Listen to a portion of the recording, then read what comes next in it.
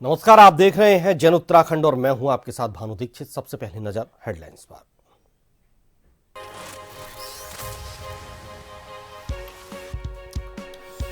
अंतर्राष्ट्रीय प्रवासी उत्तराखंड सम्मेलन कल मुख्यमंत्री पुष्कर सिंह धामी करेंगे शुभारंभ। 70 देशों के 60 प्रतिनिधि होंगे शामिल।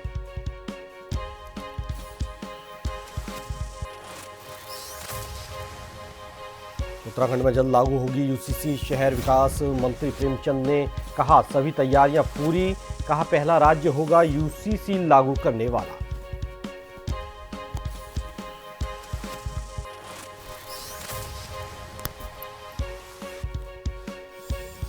उत्तराखंड सरकार प्रोजेक्ट के तहत दून और टिहरी स्कूल परिसर में उगाई जाएगी मशरूम। 40 भोजन माताओं को दी जाएगी ट्रेनिंग। दून और टिहरी स्कूल में होगा कार्यक्रम। राष्ट्रीय खेलों की मशाल पहुंची गोपेश्वर। अधिकारियों ने किया स्वागत। जिलाधिकारी ने पांडवाज शो का किया शुभारंभ। खिलाड़ियों का किया सम्मान।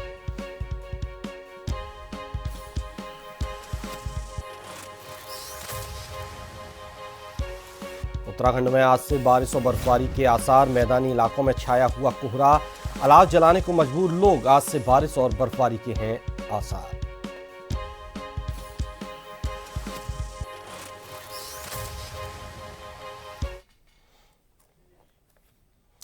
खबरें विस्तार से। अंतर्राष्ट्रीय प्रवासी उत्तराखंडी सम्मेलन में 17 देशों से 60 प्रतिनिधि शामिल होंगे। 12 जनवरी को मुख्यमंत्री पुष्कर सिंह धामी एक दिवसीय सम्मेलन का शुभारंभ करेंगे। सम्मेलन में 4 अलग अलग सत्रों में कृषि एवं उद्यान, पर्यटन, उद्योग, कौशल विकास की संभावनाओं पर चर्चा की जाएगी। साथ ही सम्मेलन में राज्य की लोक संस्कृति, स्थानीय हस्तशिल्प उत्पादों की प्रदर्शनी भी लगाई जाएगी।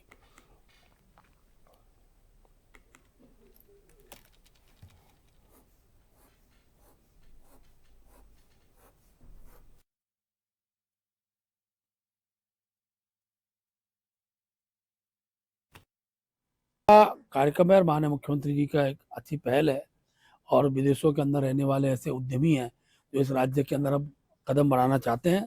ऐसे लोग आए और उनका परिचय राज्य के लोगों से भी होता है और यहाँ के विकास में वो भी उनका भी सार्थक सहयोग प्राप्त हो, इस दिशा में कार्यक्रम है। सबसे बड़ी बात 28 तारीख प्रधानमंत्री जी का कार्यक्रम की हमको मिल चुका है। 28 तारीख को जो खेल है उस खेल का क्या है वो राष्ट्रीय खेल, तो उसका उद्घाटन विधि रूप से प्रधानमंत्री जी करने वाले हैं। तो एक अच्छा वो भी हमको एक अच्छा एक कार्यक्रम इस रूप में उत्तराखंड को प्राप्त हुआ है। देहरादून में 12 जनवरी को अंतर्राष्ट्रीय उत्तराखंडी प्रवासी सम्मेलन का आयोजन किया जाएगा, जिस पर विपक्ष ने प्रश्न उठाते हुए कहा कि सरकार इससे पहले भी कई सम्मेलन करा चुकी है। कई बार निवेश की बातों की बात सरकार प्रदेश में कह चुकी है, लेकिन प्रदेश के हालात बद से बदतर ही होते जा रहे हैं।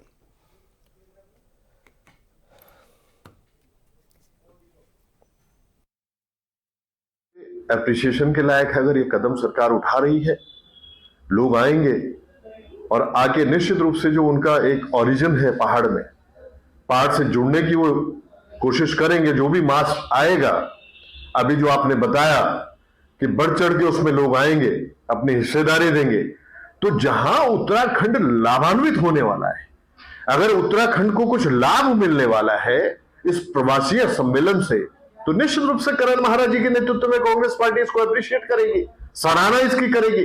लेकिन सरकार जो है वो कितनी संवेदनशील है। 7 वर्षों से शासित है आप लोग। भाजपा से मेरा प्रश्न है, इन 7 वर्षों में आपने जो है धरातल पे पर्वतीय क्षेत्र विकास।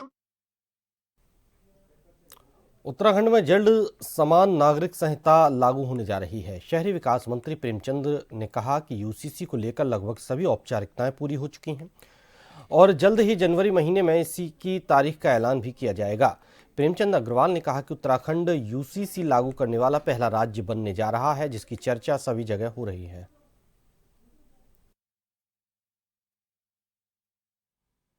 देखिए, हम इस बात का गौरव अर्जित करने वाले हैं कि यूसीसी के लिए हमारा प्रदेश पहला प्रदेश होगा कि देश भर में जो यूसीसी ला के आज अपना एक कीर्तिमान स्थापित करने जा रहा है।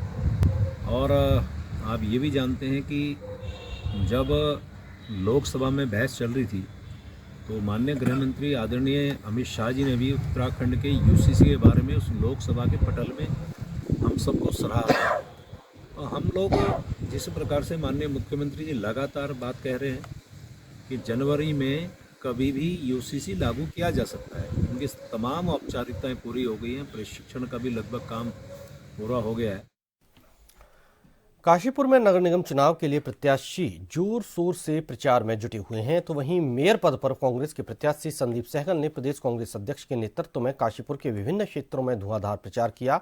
इस दौरान कांग्रेस के पक्ष में माहौल करने के लिए सभी से कांग्रेस पार्टी के पक्ष में मतदान करने की अपील की। तो वहीं प्रदेश अध्यक्ष महारा ने कहा कि संदीप सहगल ये चुनाव जीतने जा रहे हैं। जो 55-60 के बाद तो देखिए, हम डेवलपमेंट का वादा कर रहे हैं, साफ पानी, स्वस्थ हवा, ग्रीन उत्तराखंड की बात हम कर रहे हैं, ग्रीन काशीपुर की बात हम कर रहे हैं। हम विजन डेवलपमेंट जो हमारे प्रत्याशी का वो हमने लोगों से डिस्कस किया और मुझे जिस तरीके का जोश लोगों में दिखाई दे रहा, मुझे संदीप सहगल को जीत के आगे। बगैर पार्षद के भी मैं काम करता था जनता के बीच में, हमेशा सोशल मीडिया पर जुड़ा रहता हूँ, मैं हमेशा गलियों में जाता रहता हूँ, दुख परेशानी पुलिस प्रशासन के साथ में मैं हमेशा बाढ़ वालों के साथ में जाता रहता हूँ, बिजली विभाग का मैटर कोई होता है उसमें जाता रहता हूँ। ऐसा नहीं है कि मैं पार्षद प्रत्याशी बनने के बाद ये काम करूँगा, मैं पहले भी काम करता रहा हूँ। उत्तराखंड हाई कोर्ट ने हल्द्वानी वन भूलपुरा हिंसा के मुख्य आरोपी अब्दुल मलिक की जमानत याचिका निरस्त कर दी है। साथ ही कहा कि वो निचली अदालत से जमानत के लिए आवेदन करें। जमानती प्रार्थना पत्रों पर मुख्य न्यायाधीश जी नरेंद्र और वरिष्ठ न्यायाधीश न्यायमूर्ति मनोज कुमार तिवारी की खंडपीठ में सुनवाई हुई। खंडपीठ ने निचली अदालत से चार्जशीट और अन्य का अवलोकन करके निर्णय पारित करने को कहा है।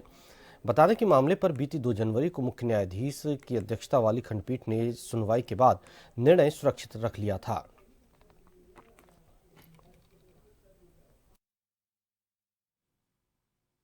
देखिए, आज ये 2 जनवरी को ऑर्डर रिजर्व किया था कोर्ट ने, जिसमें अब्दुल मलिक की 3 एफआईआर पे बेल पे सुनवाई थी। तो इसमें कोर्ट ने एक बड़ी राहत देते हुए ये कहा है कि जो निचली अदालत ने हमारी बेल रिजेक्ट करी थी वो गलत आधारों पर रिजेक्ट करी थी और उसमें कुछ ऐसे एविडेंसेस जो थे ही नहीं केस डायरी में, उसको मनमाने तरीके से उसका अवलोकन किया गया और संज्ञान लिया गया। और इसी आधार पर कोर्ट ने निर्देशित किया निचली अदालत को कि जो आपके द्वारा पहले आदेश पारित किया गया है उसको हम अपास्त करते हैं और पुनः बेल पर सुनवाई के लिए 2 हफ्ते के अंदर उसको निस्तारित करने के आदेश किए गए हैं। पिथौरागढ़ में खेल मंत्री रेखा आर्य ने हरी सिंह थापा स्पोर्ट्स कॉलेज में नवनिर्मित बॉक्सिंग हॉल का लोकार्पण किया। इस दौरान उन्होंने युवा खिलाड़ियों से आह्वान करते हुए कहा कि हमने तैयारियां पूरी कर दी हैं, अब आपकी बारी है। कहा कि पिथौरागढ़ ने पहले भी अंतर्राष्ट्रीय स्तर पर कई बॉक्सर दिए हैं और अब उम्मीद है कि पिथौरागढ़ बॉक्सरों की नर्सरी बनकर उभरेगा। इस दौरान खेल मंत्री ने बॉक्सिंग आयोजन स्थल का निरीक्षण भी किया और बहुउद्देशीय हॉल तक पहुंचने वाली सड़क का निर्माण जल्द से जल्द पूरा करने के निर्देश दिए।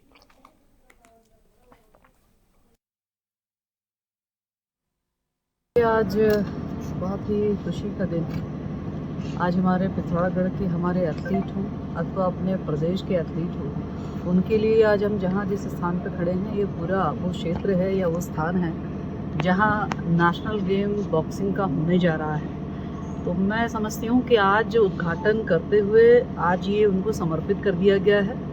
और पिथौरागढ़ के लिए चूँकि हमारा पहाड़ी जनपद है, यहाँ पे बॉक्सिंग माननीय मुख्यमंत्री जी के सतत प्रयासों से यहाँ पर बॉक्सिंग हो पाना संभव हो पाया है। इसकी भी मैं पिथौरागढ़ वालों को बहुत शुभकामनाएं देती हूँ। और भविष्य में भी चूँकि पिथौरागढ़ में बॉक्सिंग को लेकर बड़ा रुझान है, हमारे एथलीट में उसको लेकर बहुत ज़्यादा, क्योंकि पूर्व में भी अचीवमेंट्स रहे हैं और लगातार वो बेहतर प्रैक्टिस करते हुए जो है मेडल लेते आए हैं।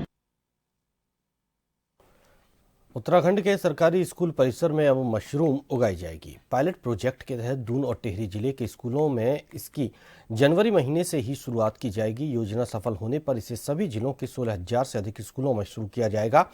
शिक्षा महानिदेशक झरना कमठान ने कहा कि इस कार्यक्रम के तहत 40 भोजन माताओं को ट्रेनिंग भी दी जाएगी। स्कूली बच्चों को भी इसके बारे में जानकारी दी जाएगी ताकि वो भविष्य में अपना रोजगार पैदा कर सकें।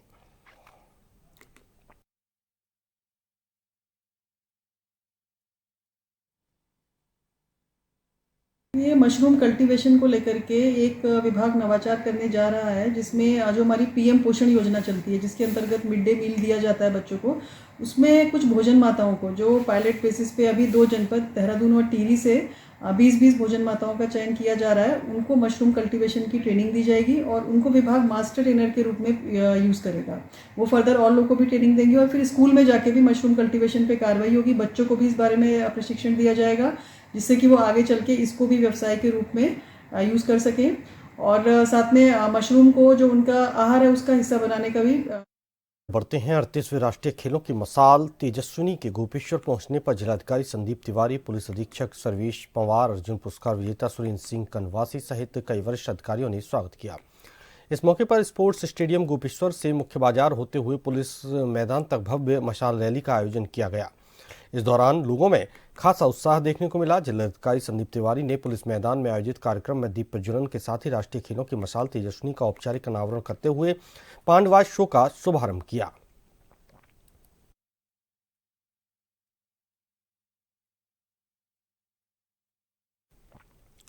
उत्तराखंड हाईकोर्ट ने जनपद में खड़िया खनन पर रोक लगाते हुए पुलिस अधीक्षक को आदेश दे दिए थे कि किसी खान में काम न हो, इसके लिए निगरानी रखें। इसके बाद पुलिस ने अभी तक जनपद की विभिन्न खानों में कुल 124 मशीनों को सीज किया है। साथ ही खनन से जुड़े उपकरणों को भी सीज किया गया।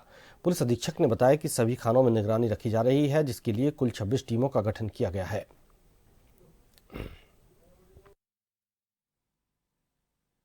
माननीय उच्च न्यायालय उत्तराखंड द्वारा कल निर्देशित किया गया था कि सभी थाना प्रभारियों को निर्देशित किया जाए कि अपने अपने क्षेत्र में चेकिंग कर, माइन विजिट कर, जो इक्विपमेंट्स और मशीनरी प्रयोग में लाई जा रही, वाहन प्रयोग में लाए जा रहे हैं, उनको सीज करने के लिए माननीय उच्च न्यायालय द्वारा निर्देशित किया गया था।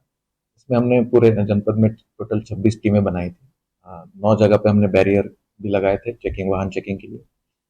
और इन टीमों द्वारा कल लगभग 55 माइन को विजिट करके जो है 124 इक्विपमेंट्स तथा मशीनरी इत्यादि सीज किए गए हैं। और माननीय उच्च न्यायालय के आदेशों का अनुपालन के लिए हमने सभी थाना प्रभारियों को निर्देशित किया है। कहीं आगे बढ़ते हैं। पिथौरागढ़ में पुलिस लाइन के परेड ग्राउंड में साप्ताहिक परेड का आयोजन किया गया। इस दौरान पुलिस अधीक्षक रेखा यादव ने जवानों के साथ दौड़ लगाकर उनका मनोबल बढ़ाया। पुलिस बल ने एकरूपता और अनुशासन का बेहतरीन उदाहरण प्रस्तुत किया। परेड में जनपद के सभी थाना प्रभारी, प्रतिसाद निरीक्षक नरेश चंद्र जखमोला और अन्य अधिकारी मौजूद रहे। एसपी ने जवानों की फिटनेस बनाए रखने के महत्व पर जोर दिया और उन्हें आगामी गणतंत्र दिवस परेड की तैयारियों के लिए प्रेरित किया। इसके बाद एसपी रेखा यादव ने पुलिस लाइन में बैरकों में पुलिस चिकित्सालय स्टोर का निरीक्षण किया।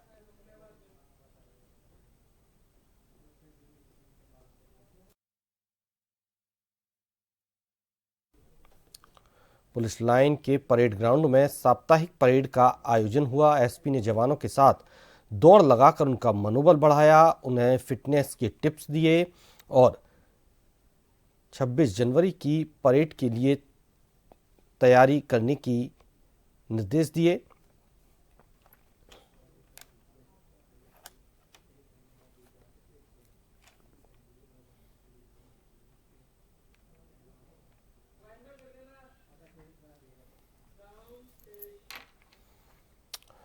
और इसी के साथ जन उत्तराखंड में फिलहाल इतना ही। लगातार अपडेट और ताजा तरीन खबरों के लिए आप बने रहिए जन टीवी के साथ।